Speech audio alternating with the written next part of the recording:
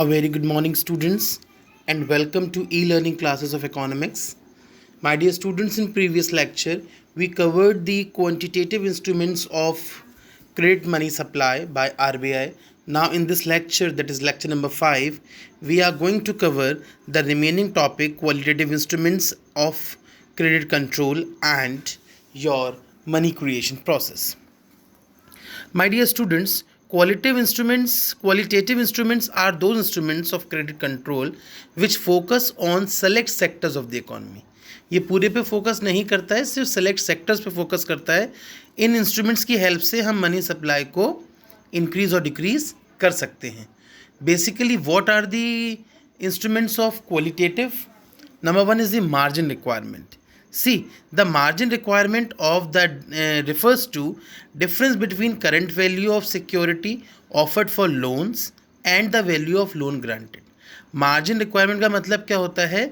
जो current value है उन सिक्योरिटीज़ की जो आपको ऑफ़र की जा रही हैं और जो आप उसके अगेंस्ट कोलेट्रल रख रहे हैं उसकी वैल्यू क्या है. तो अगर मार्जिन रिक्वायरमेंट में राइज आएगा then automatically there will be the control of inflation, and if there will be fall in margin requirement then deflation will be controlled. Rise in margin requirement means fall in demand for credit. It will leads to fall in supply of credit by commercial banks. Automatically fall in money supply will be there and inflation will be controlled, and vice versa will held with fall in margin requirement. Now rationing of credit. Rationing of credit का मतलब क्या होता है बेटा? Fixation of credit Kota's for different business activities. Different business activities के लिए जो हम कोटाज को फिक्स करते हैं वो कहलाता है हमारा रेशनिंग ऑफ क्रेडिट. ठीक है, अगर हम क्रेडिट रेशनिंग को बढ़ा देंगे that means there will be decrease in supply and automatically inflation will be control. अगर हम क्रेडिट रेशनिंग को विड्रॉल कर देंगे then automatically deflation will be control. Third आपका आता है बेटा moral suasion. Moral suasion is the combination of both persuasion and pressure. It is like rendering advice to commercial banks by the RBI to follow its directive. Actual में moral suasion is nothing different. Moral suasion क्या होता है कि commercial banks को सिर्फ RBI की advice होती है कि आरबीआई के जितने भी डायरेक्टिव्स हैं उनको प्रॉपर तरीके से फॉलो किया जाए. Now next is your money creation process by commercial bank. अब मनी क्रिएशन प्रोसेस क्या होता है? Let's have a look. See, bank receives cash deposits from the public. Public से कैश डिपॉजिट होता है, उनको हम प्राइमरी डिपॉजिट कहते हैं. उसके बाद बैंक क्या करता है? मनी को लैंड करता है, जितना उसके पास कैश रिजर्व्स होता है उससे ज़्यादा.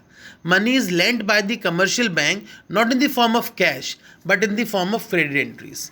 मनी जो है वो क्रेडिट एंट्रीज की फॉर्म में लेंड किया जाता है. These credit entries are called secondary deposits, और इनको हम क्या कहते हैं बेटा? Secondary deposits. The borrowers can issue cheques against credit in the accounts. The cheque circulates in the economy as money. Borrower क्या कर सकता है? अकाउंट में चेक इशू कर सकता है. So primary deposit plus secondary deposit equals to demand deposits. हम primary deposit और सेकेंडरी डिपॉजिट दोनों को प्लस कर देते हैं so that we can have demand deposits which is held by the people in the commercial banks. Total deposit with the banks are many time more than the cash reserves of the commercial bank. जो total deposits होते हैं banks के वो उससे बहुत ज़्यादा होते हैं जो एक्चुअल में कैश रिजर्व्स कमर्शियल बैंक्स का होता है. It experience shows that withdrawal are generally around 10% and bank needs to keep only 10% of deposit as cash reserves. Experience क्या शो करता है कि सिर्फ 10% ही विड्रॉल किए जाते हैं, इसलिए बैंक जो है वो 10% डिपॉजिट्स को ही कैश रिजर्व्स की तरह रखते हैं. All demand deposit serves as money supply in the economy.